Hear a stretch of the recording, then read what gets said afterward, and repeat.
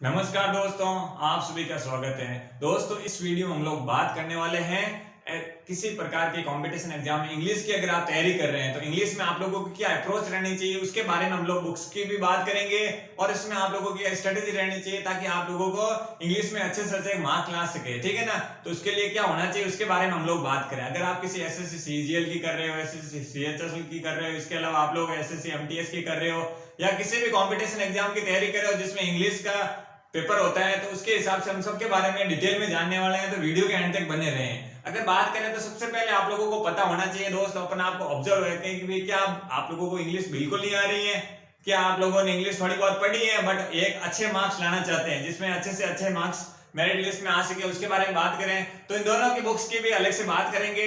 जो minimum start as a beginner की कौन सी होनी चाहिए और एडवांस लेवल तक आप लोगों को कौन सी होनी चाहिए, उन दोनों के बारे में हम लोग बात करने वाले हैं। तो वीडियो के एंड तक बने रहें। ठीक है ना दोस्तों। तो सबसे पहले बात करें दोस्तों, अगर आप बिगिनर हो, जैसे अभी तक आप लोगों ने जैसे हिंदी मीडियम वाले स्टूडेंट की अक्सर दिक्कत होती है, जैसे कंपटीशन में आते हैं तो उनकी इंग्लिश वीक होती है, तो वो एज ए बिगिनर की तरह आप लोगों को बहुत कम ना के बराबर का नॉलेज हो, तब आप लोगों को किस बुक को फॉलो करना है उसके बारे में बात करो। अगर आप बिगिनर हो तो आप लोगों को जनरल इंग्लिश की बुक आती है किसके, ल्यूसेंट की।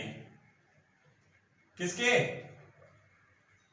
जनरल इंग्लिश की बुक आती है। जनरल इंग्लिश की जो बुक आती है दोस्तों, आपको स्क्रीन पर उसका फोटो भी देखने को मिलेगा, आप लोग देख सकते हैं। जो जनरल इंग्लिश की बुक है वो आप अगर आप लोगों को बिल्कुल आती नहीं है, जहां पर आप लोगों को बेसिक का भी पता नहीं है, क्योंकि कोई भी चीज सीखने से पहले आप लोगों को पता होना चाहिए बेसिक क्या होता है। तो बेसिक को सीखने के लिए आप लोग किसका फॉलो करें, आप लोग ल्यूसेंट की जनरल इंग्लिश की बुक आती है, बहुत अच्छी बुक है जिसमें आप लोगों को अगर आप लोग हिंदी और इंग्लिश का एक प्रॉब्लम है तो उसमें आप लोगों को हिंदी टू इंग्लिश चीजें देखने को मिलेगी। पहले हिंदी में हो गया, उसके एग्जाम्पल के हिसाब से उसको इंग्लिश में ट्रांसलेट करके क्या प्रोसेस है उसको सिस्टमैटिक ढंग से एज ए बिगिनर आप लोगों के लिए काफी हेल्पफुल रहने वाली है। इसके अलावा अगर आप लोगों ने मान लो आप में से काफी स्टूडेंट हो गए जिन्होंने कुछ पढ़ा है इंग्लिश के बारे में, कुछ बेसिक है, लेकिन वो उनको अच्छे नंबर लाने हैं। ठीक है ना दोस्तों।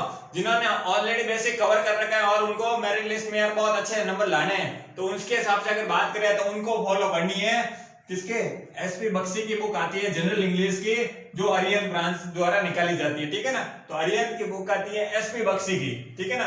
आर्यन की बुक से आती है एसपी बख्शी की, वो भी आप लोगों का उसका फोटो है जो आप लोगों को स्क्रीन पर दिख रहा होगा। तो वही बुक आप लोगों को लानी है ऑलरेडी जिन्होंने पढ़ाई कर लो की है। ठीक है ना। काफी टाइम से आप लोग तैयारी कर रहे हैं लेकिन अच्छे मार्क्स लाने के लिए, तो ये दो दोस्तों बेसिक से एडवांस तक आप लोगों को ले जाएगी। और आई थिंक इससे बेटर आप लोगों को शायद ही कोई मटेरियल मिलेगा इंग्लिश का, क्योंकि बेसिक और एडवांस की सारी चीजें कंप्लीट हो रही है। तो भैया और क्या चाहिए आप लोगों को। इसलिए अगर आप बिगिनर हो तो ल्यूसेंट की जनरल इंग्लिश की बुक लो। अगर आप लोग ऑलरेडी काफी पढ़ाई कर चुके हो तो आप लोगों को एसपी बख्शी की बुक्स को फॉलो करना चाहिए।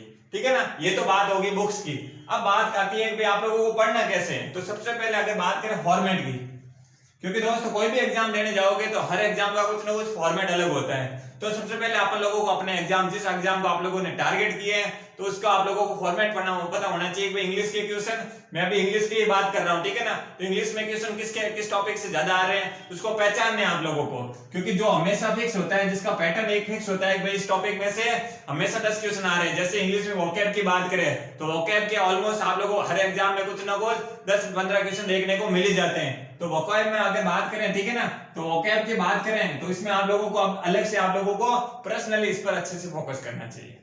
कोई भी एग्जाम में वोकैब हो सकता है, इसके अलावा बहुत सारे टॉपिक्स होते हैं। आप लोगों को उसको आइडेंटिफाई करो, उस फॉर्मेट को अपने प्रेजेंस ऑफ माइंड के हिसाब से अच्छे से उसको एनालाइज करके सेलेक्ट कर लो भाई हाँ इस टॉपिक में से रेगुलर क्वेश्चन बन रहे हैं। वो आप लोगों को पुराने पेपर बताएंगे भाई किस टॉपिक से ज्यादा क्वेश्चन आ रहे हैं। तो आप लोगों को क्या करना है, अपने फॉर्मेट को पहचानना है और फिर उसी के अकॉर्डिंग प्रिपरेशन करनी है, ताकि आप लोगों को पता है कि जिस टॉपिक में से अच्छे क्वेश्चन आ रहे हैं तो क्यों ना उसमें कोई गलती नहीं हो तो उसको अच्छे से कवर करो, और बाकी किसको डील देनी है तो उसके हिसाब से, इंपॉर्टेंस के हिसाब से आप लोग अपने हिसाब से स्ट्रेटेजी में बदलाव कर सकते हैं। तो आप लोगों को क्या पता होना चाहिए, फॉर्मेट पता करना है। ठीक है ना। इसके अलावा अगर बात करें इंग्लिश को और अच्छी करनी है तो आप लोगों को मेक नोट्स, मतलब आप लोगों को नोट्स तो बनाने ही पड़ेंगे, क्योंकि बिना नोट्स के दोस्तों शायद ही आप लोग है ना अच्छे मार्क्स लाओ। क्योंकि नोट्स से आप लोगों को क्या होगा, कोई भी चीज पढ़ोगे, हो सकता है आप लोगों की किताब में बहुत सारी चीजें हैं, कुछ रूल्स होते हैं, कुछ भी आप लोगों के पर्सन छोटी टर्म्स होती हैं, किसी भी से रिलेटेड हो, मीनिंग से रिलेटेड हो, तो आप लोग क्या नोट्स होंगे तो क्या होगा, कम टाइम में लास्ट टाइम में रिवीजन के टाइम काम आएगा। क्योंकि दोस्तों बड़ी बड़ी बुक्स लेके लास्ट टाइम में आप लोग एग्जाम में आप लोग बैठेंगे या उससे पहले रिवीजन करेंगे तो आप लोग उसी बुक्स को, बड़ी वाली बुक्स को रिवीजन नहीं कर पाएंगे। लेकिन आप लोगों को स्ट्रेंथ और वीकनेस के हिसाब से अगर नोट्स बना लेंगे अच्छे से, तो उसको क्या होगा, लास्ट टाइम आप लोग आराम से रिवाइज कर पाएंगे। तो आप लोगों को क्या आना चाहिए, आप लोगों को कम से कम कुछ भी हो नोट्स तो बनाने ही पड़ेंगे, चाहे इंग्लिश का हो या किसी भी पेपर की या सब्जेक्ट की बात करें, तब भी आप लोगों को ये स्ट्रेटेजी फॉलो करनी है, ठीक है ना। क्योंकि अभी हम लोग इस वीडियो में इंग्लिश की बात कर रहे हैं, और अगर आप लोगों को कुछ आगे एडवाइस, अगर आप लोगों को लगता है दूसरे सब्जेक्ट में भी ऐसा होना चाहिए तो कमेंट बॉक्स में जरूर बताएं, ताकि मैं ये सारी चीजें आपको साथ साथ बताते रहूं। अगर एंड में अगर बात करें तो प्रैक्टिस, इन सबका एक ही रोल है, प्रैक्टिस।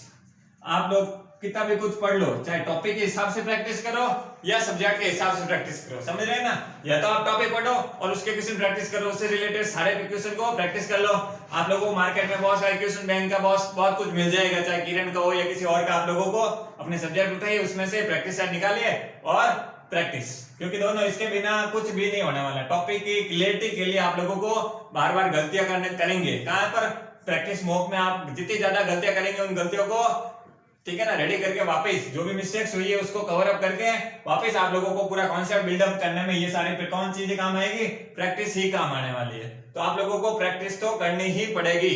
तो जो भी दोस्तों मैंने कुछ पॉइंट बताए, इन सबको आपकी लाइफ में अप्लाई कीजिए और आप खुद समझ जाएंगे कि भाई कितनी इंपॉर्टेंट है इन सब चीजों की। और आप आपके लाइफ में अच्छे मार्क्स लाने हो, अगर बिगिनर हो तो आप लोगों को कैसे शुरुआत करनी चाहिए, ये सारी चीजें दोस्तों मैंने बता दी है। अगर आप लोगों को जानकारी अच्छी लगी हो तो प्लीज आप लाइक करें, शेयर करें, सब्सक्राइब करें। थैंक यू दोस्तों।